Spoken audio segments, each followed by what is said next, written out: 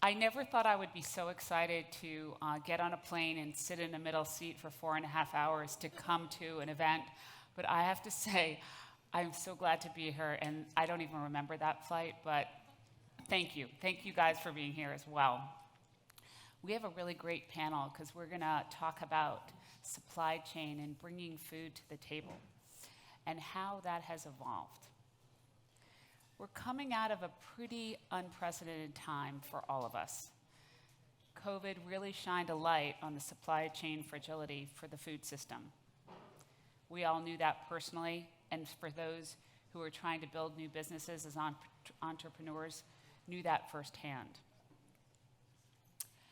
For those who don't know me, I think it's good to introduce myself.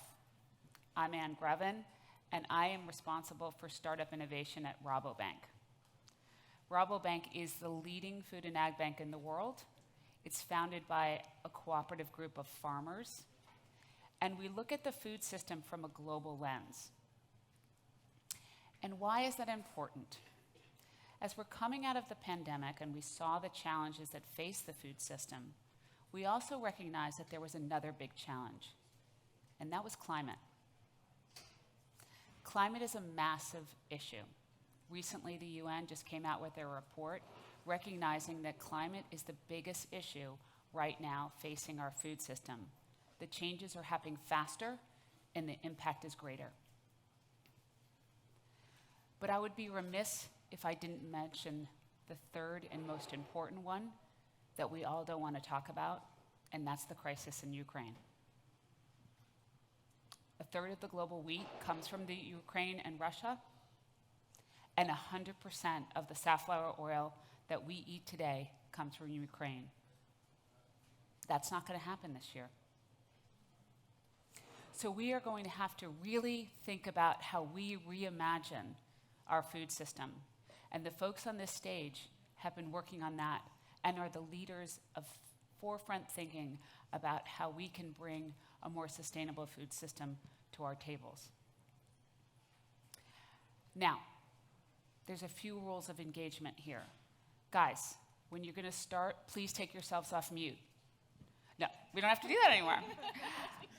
Kind of failed. I thought that was a great joke, but whatever.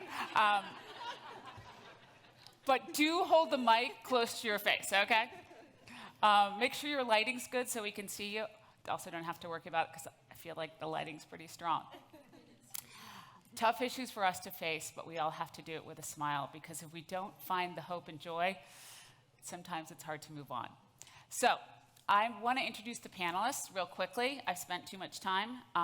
One we have right next to me, Shayna, who has really been building a whole capital investment platform around rethinking the supply chain. So we're going to get her perspectives. Thank you, Shayna, for coming.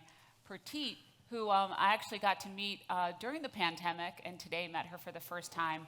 She's actually bringing the flavors of her origin and her culture to the consumer with AO Food. So really interested to hear about, as a co-founder, how she's built that and how she thinks about it. And next to her in center stage is Kayalin, Akens-Irby. How'd I do? Kayalin, but See? we're working on it. We're working on it.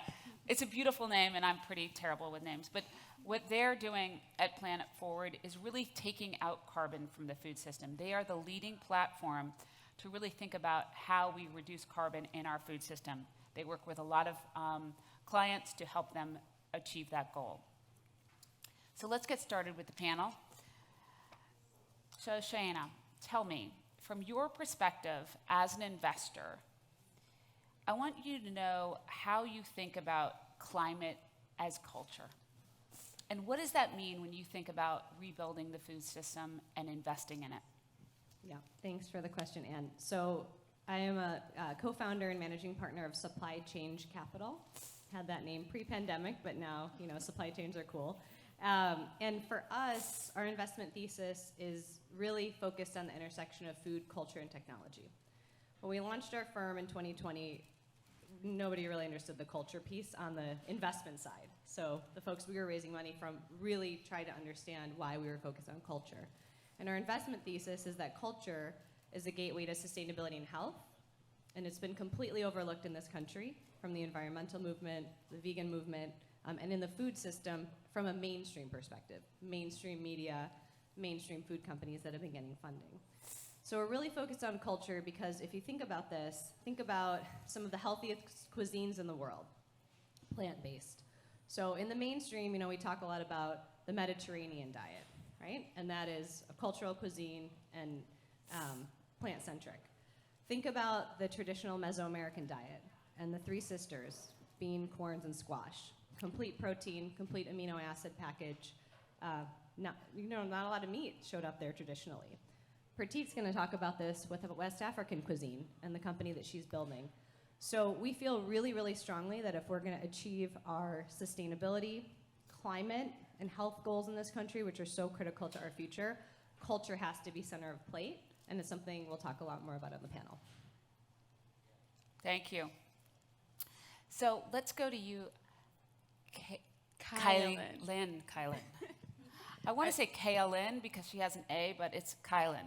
So from your perspective, when you think about the carbon neutrality of food or taking the carbon out of food, tell me how you think, because you used a phrase that I loved, and I'm stealing it from her, climate is culture. Tell me more about what you mean there. I'm going to get that tattooed on my body. I love it, yeah.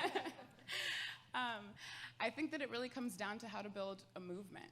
When we think about culture, it's everything, right? It's what we eat, it's what we wear, it's how we show up, how we live, how we identify, how we connect with each other.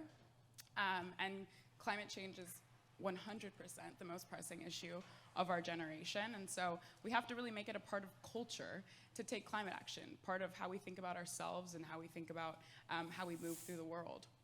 And I think that that's why food is such an incredible tool or aspect of building that movement, because it's incredibly tangible. We bring food into our homes. We think about ourselves by identifying the way how we eat. I'm a pescatarian, or soon, hopefully, I'm a climatarian. And that's very much just inherent to how we can move. We have to make it the cool thing to do and just the obvious thing to do because we think of it as part of our identity. And so with Planet Forward, we're trying to build a movement. We're trying to get more and more brands, more and more retailers, more and more suppliers, the entire food chain, entire food system on board with the plan of decarbonizing. 40% of our global emissions come from our food system, which is crazy. And so every single piece of the chain needs to fall in place in terms of achieving the goal of hitting net zero in alignment with the Paris Agreement.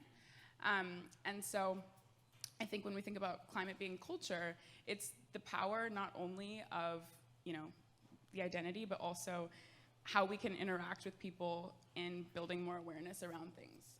One of the things that's super, super cool that we found, for example, we also launched our own brand called Moonshot Snacks as the first explicitly climate-friendly snack brand, as an example for other brands as to what full sustainability can look like, and also just as a case study for what our software is capable of creating for other brands.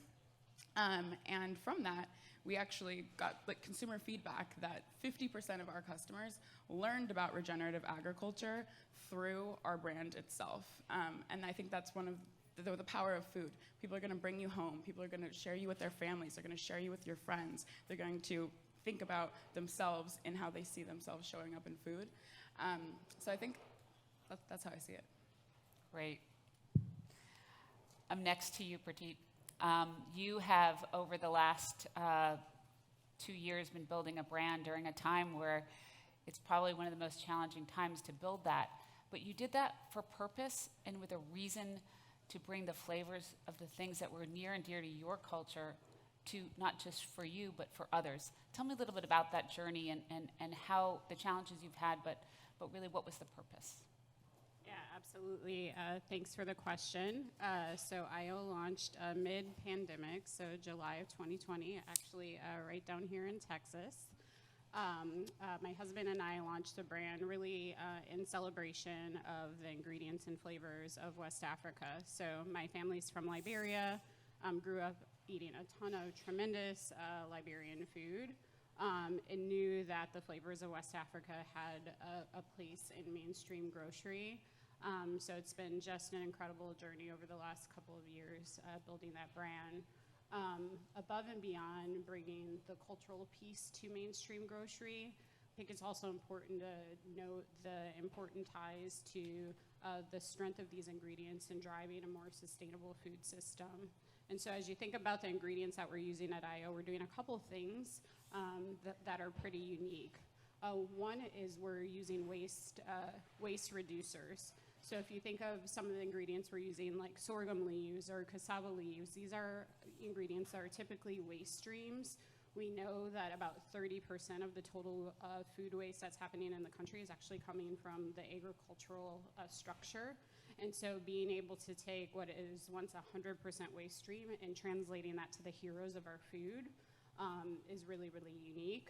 I'd say the other piece of what we're doing is actually tapping into soil enrichers. So if you think of things like agouti seeds, which are incredibly rich, kind of all-natural whole food protein, we're bringing a whole new kind of set of ingredients to the forefront that are incredibly nutrient dense, but also incredibly enriching for the surrounding crops which they're built against. So if we can create a scalable model for these ingredients, all of a sudden we're transforming the supply chain at scale. So that's really, I love that genesis of the story and how you've gotten to where you are.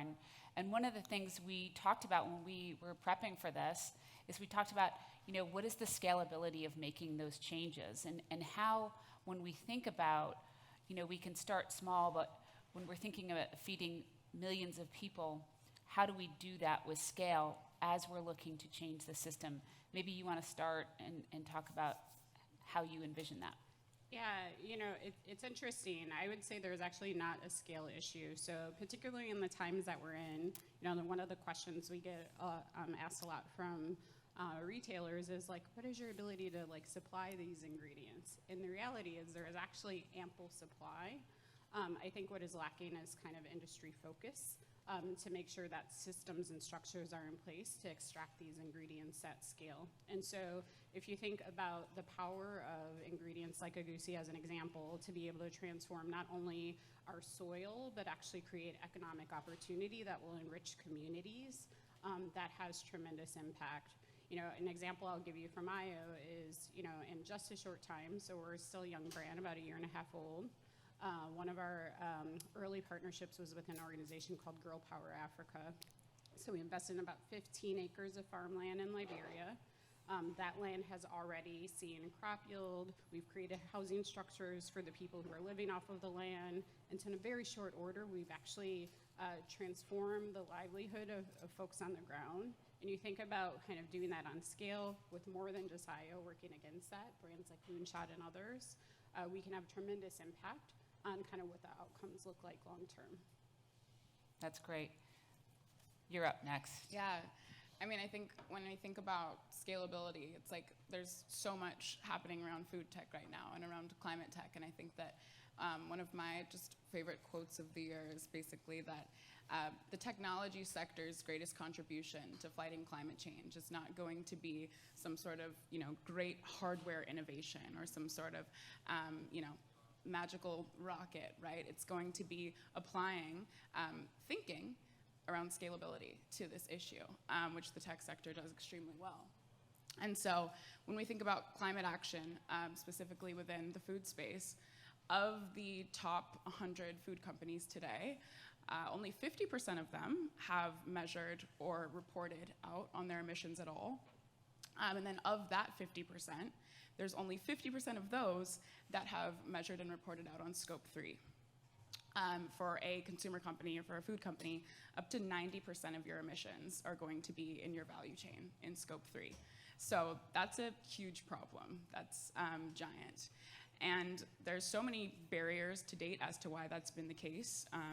This used to be an extremely slow process that you have to do with consultants and go out and find all of your primary data and all of these things.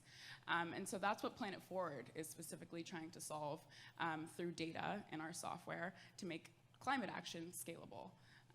We have the largest life cycle assessment database for North America for agricultural production systems, meaning that we can actually do the measurements for brands, companies, suppliers, retailers, all of that across all 3 scopes, and then really drill down into scope 3 into a level of detail that gives you the ability to actually take action on those insights.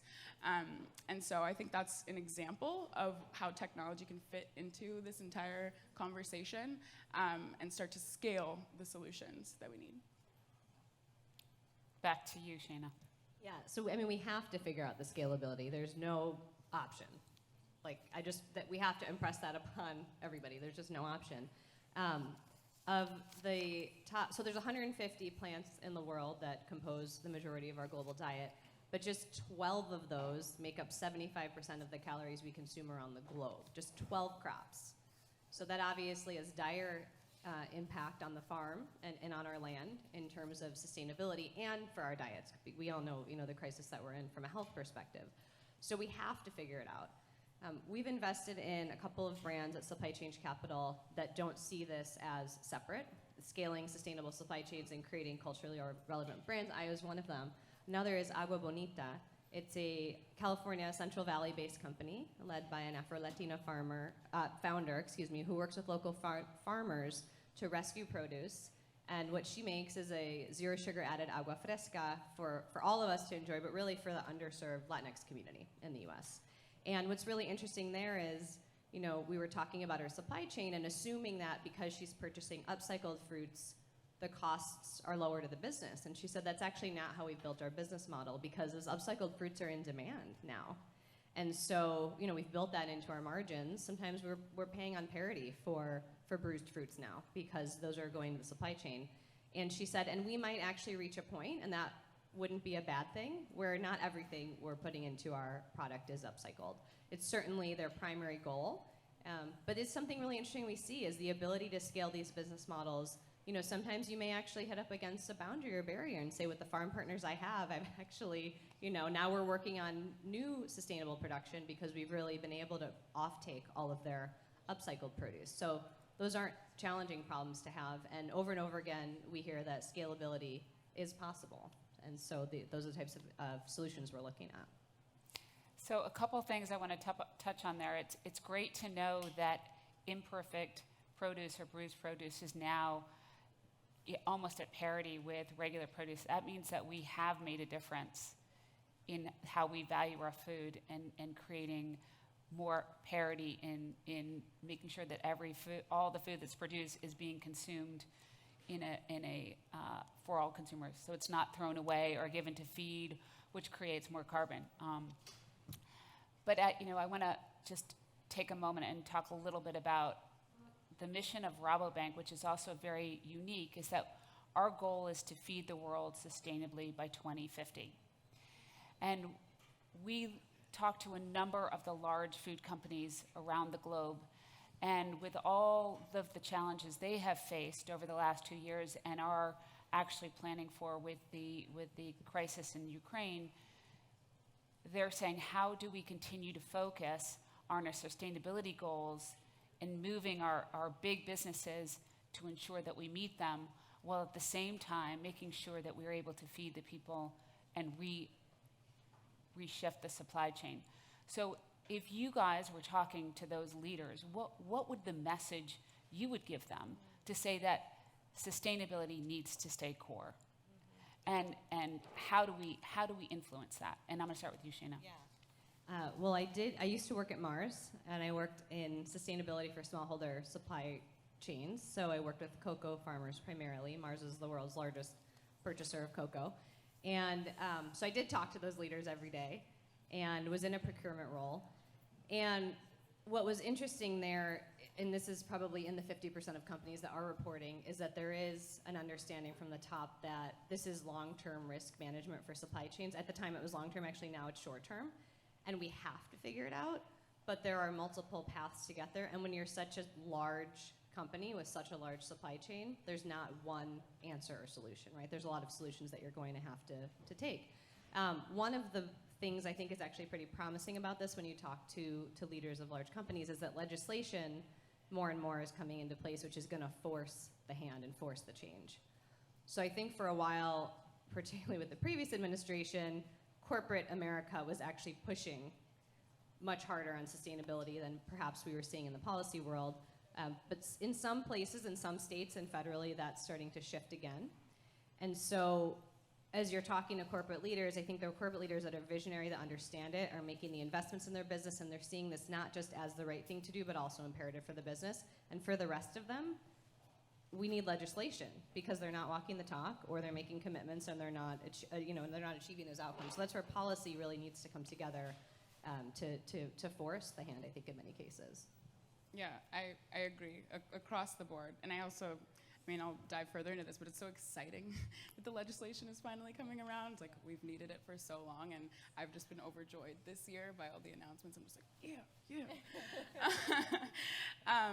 But yeah, so much of my career has been this exact thing. I started out in doing ESG and private equity back before there was, a lot of the incentive structures that we have today. And so building the business case and convincing executives and investors that all of these things matter and should happen right now was the full-time role. And it really becomes a language to speak. And so I'm really excited because it's an easier case to make today.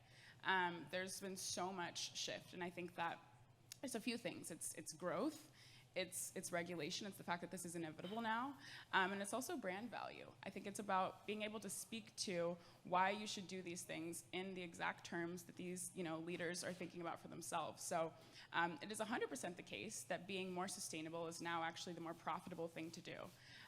Within CPG, for the last 5 years, 55% of growth of the category actually came from sustainably marketed products, while they only made up 16% of the overall category. So that's crazy in terms of just like the outsized growth that's happening for companies that are walking the walk. There's also price premiums available for companies that are sustainable, up to 40%, according to an NYU study. So it is very much the profitable thing to do that. The regulation argument is huge. It's going to be required that you do this extremely soon. And so there's actually this really awesome window for a lot of the leaders that want to take voluntary action and do it up front to be able to say, this was something that we believed in, and we did it first before there was a requirement to do so, whether that's the SEC ruling that's coming out or SB 2060 or 260 in California. And then the last piece is brand value. There is so much upside to be achieved by being able to take a strong stand on sustainability and on climate action. Just Salad is one of our customers with Planet Forward. They were the first restaurant to carbon label their menus, and they actually saw a 126% sales increase week over week from the day that they launched their carbon labels, which is huge. And they continue to see upsides from that in terms of the press and the excitement and the, hey, why did you do this? Hey, why are you going to continue to do this type conversation? So I think the more of those examples we have, the easier the case is, but I'm like very far beyond the point that it's not obvious. Yeah, and I think we have to shift the conversation to be a bit more holistic. Like, it's incredible to see, like, in just a few short years, plant-based products now have over 50% household penetration. It's incredible to see. But I think the tech that's happening in that space is one part of the solution. And so to Shayna's point around kind of the vast crops at our disposal that we can be taking better advantage of today, I think we need to think through, like, the business impact of not taking action there. And how do we expand the conversation to be more holistic about all the tools that are at our disposal to really put our total supply chain in a better place long term? Great. So when we've talked a lot about sustainability, and I want to come back to culture for a moment. And, when we first started talking about this panel, we were all really excited because I think you kicked it off with climate is culture. But I also think there's a lot to be learned, and you touched a little bit on it with AO and how the culture of the foods in and of themselves create a better climate-friendly food system. Are there other things that we're not tapping into that we should be tapping into from bringing culture even closer to our food, like coming back to that more holistically, and what can we build on that going forward? And I'm going to start with you, Shayna. Yeah, I'm thinking, is there more that we can do to bring culture closer to home? Well, I think there's a lot that's happening that we don't fully process. So if you think about restaurants, like Mexican restaurants have the highest penetration, right? So there's cultural cuisine in our day-to-day lives that we're not necessarily even thinking about, in the types of foods that we're eating all the time, that maybe 20, 30 years ago wasn't the case. I think one of the big things we can do is embrace this kind of next wave of culture, and it really does start with our kids. So we were all talking about that earlier. But I think that for this next generation, introducing our younger generation of flavors early and often is so critical, right? So I have 2 kids. I have a 3.5-year-old and a 7-year-old. And their dad is from Mexico, so they grew up with some multicultural cuisine in the house. But we've always made sure in the baby puree that I made my daughter, when she was little, to put some curry powder in it, to introduce them to different types of flavors, different types of vegetables, never cooking anything separate for our kids. They eat what we eat. And now they actually like to put tahini on their fruit because that's what their dad does, so they're also getting into the spice. But I do think a critical part of bringing culture closer to home is starting with that generation, and it permeates then everything. That permeates how we treat each other, how we see each other. It will permeate our politics.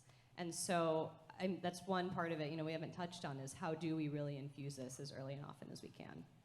Yeah, I'll say one of my proudest moments, we have an 11-year-old, and just last week, one of her non-West African friends brought jollof rice to school to warm up for lunch. And I'm like, that is a progress we need to see. We need to create a grocery system where we are all seen and walking down the aisles. And so we're on our way, but there's a long way to go. I mean, yeah, I would build on that and say you've done an incredible job of just championing that and showing up that way, and I love what you shared as well. I think that naturally, hopefully, these kind of trends will run parallel. Improving the sustainability of our food system will also lend itself to thinking about more diverse crops and more diverse flavors and more diverse things that we can bring to the table, because right now we're over allocated towards like 5 crops, right? And that's one of the issues in our agricultural system. And so I think the more we can do to start to align those incentives across the board, the better we'll be.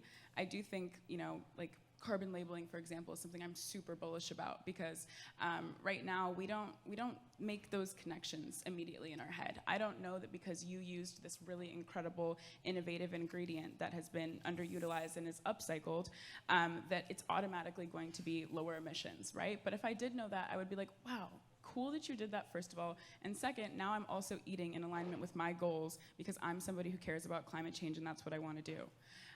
So I think that if we can have carbon labeling, for example, be ubiquitous, then we're in a place where making the right decision as a brand is what you want to do to be able to reduce your emissions. And then as a consumer, you can see clearly the impact of the decision that somebody made for you. And I think that'll bring kind of all things full circle.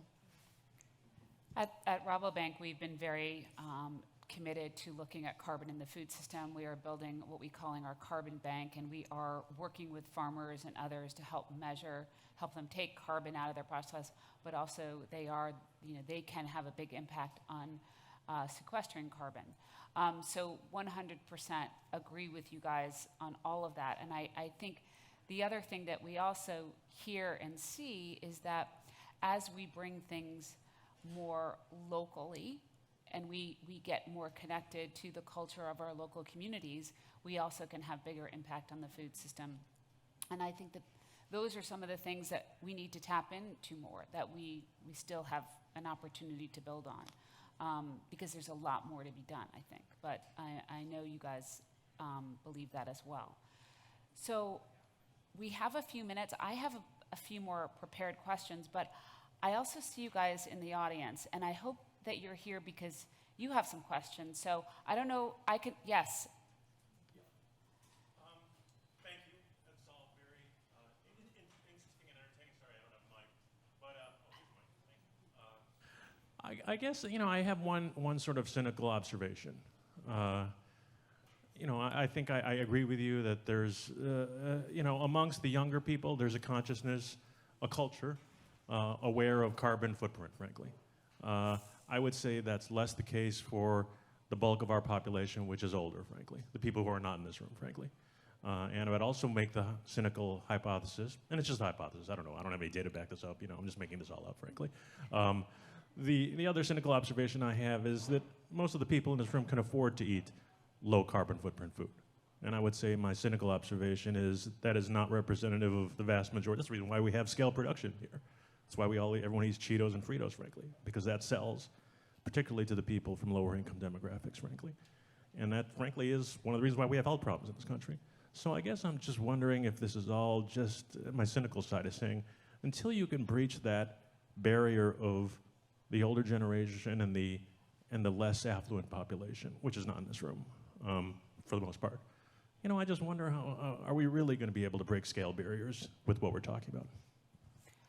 I'm going to, before we answer that question, I am going to give a couple of stats to sort of frame it. I think when I recently prepared a talk about food insecurity, we were talking about 10% of the US population is food insecure. My guess is that number has increased significantly. It's now upwards of 40%. Yeah. It accelerated during the Yeah. pandemic. So during the pandemic, that amount increased. So I think it's a very good question, and I think it's a good one to pose to the panel, in that how do we deal with creating food nutrition parity given not everyone can afford to pay more? I mean, at IO, I think we think about a lot about meeting people where they are. And so I think you're right. For everyone who consumes our product, climate change, CO2 emissions, it's not the primary driver. For some of them, it might be being able to experience global flavors. But for us, I think, it's about how we show up in the world and the impact that we can have as a brand. So while it's central to us, we also know that we have to be able to pivot and meet people where they are. And so if we can do both as a company, I feel like that's our responsibility to do our part. And we know that there is a host of consumers are going to come in because of the work that we're doing in that area. But frankly, it's the area that we talk about less because we know there's a broader consumer base who's really inspired by being able to explore the flavors of West Africa. And so we actually talk more about that. And I feel like as a corporate entity behind the scenes, it's our work to make sure that we're doing our part to make sure that our brand and others are here in 50 to 100 years.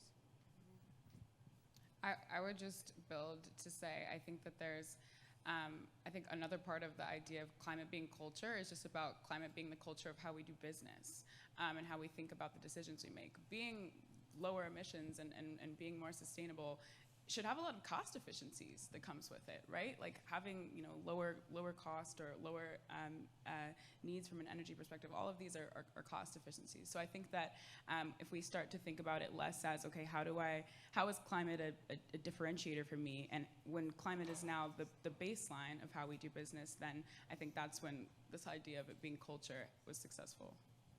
And I'd say the other part with culture is really working hand in hand with communities to understand that you can eat very affordably in a plant-centric, climate-positive way. One anecdote is a nonprofit in southern Mexico that is, it's one of the most low-income, food-insecure places in the country, right on the border. There's a network of community health workers. They're all women, and they're working in diabetes-ravaged, heart disease-ravaged communities to get back to the origins of Mexican cuisine. And this is a combination of what can I grow in my home, because you can actually grow a lot in the desert. It's pretty inspiring. And how do I think about the recipes I grew up with in this way? This is an organization that is grant dependent. So I've known about them for about 10 years. They had a hard time during the last administration. Now they're having an easier time doing community health organizing and work neighborhood to neighborhood. But one of the things that one of the women organizers told me is when grant funding was cut in the last administration, the neighbor to neighbor, the community aspect of this persisted. The skills that people learned about how to grow, tomatoes in the middle of the desert in a very water efficient way, those lasted. And so this is a big part of culture, is getting closer to communities to share and teach skills, recipes, et cetera. They're gonna help you eat in a much healthier and climate positive way. And those two things go hand in hand, and we need a lot more of that. So we're wrapping up here, and I wanna sort of end with one one challenge to all of you. Because when we sat down and we were talking about culture and food, I really wanted to get to the essence of what culture meant. Because to me, it was like, you know, the music we listen to and where we came from. You know, it's always like, so where'd you grow up? And because that helps, you know, identify you and tell us a lot about who you are and where you're from. But the other meaning that we often forget about culture is the scientific one. And that culture is all about creating conditions that are suitable for growth. And when we think about building a more climate-friendly food system, we have to think about 3 fundamental priorities. One is health, but health for people and health for the planet. And then also the global welfare of people. You mentioned that in your question. So my challenges and my questions to all of you as you walk away today, and you've heard about how these amazing women are having to invest or build or create impact, I want you all to think about what are the changes that you can make, whether as individuals or in your businesses, that you can create an environment, a culture for growth and sustainability. I want to thank you guys. You guys are amazing, and I always learn so much from listening to your stories and what you're doing. Thank you, and thank you all. Thank you. Please stay for just a moment. Thank you so much. That was a wonderful panel. I want to thank Anne and all of the panelists. After our short video, our next panel on innovations in hunger and waste prevention will be moderated by the amazing Natalie Byrne of Blank Space. A reminder to use the hashtag Future Food South by Southwest. I messed up before. It's Future Food South by Southwest. I apologize. Before I give the floor to Natalie, I want to thank our sponsors again. Kroger Co., Zero Hunger, Zero Waste Foundation, Little Herds, the Cook's Nook, the Islamic Food and Nutrition Council Foundation of America, We Don't Have Time, Lightbridge, Oatly, and of course, South by Southwest. And again, thank you all so much. You were wonderful. This is great.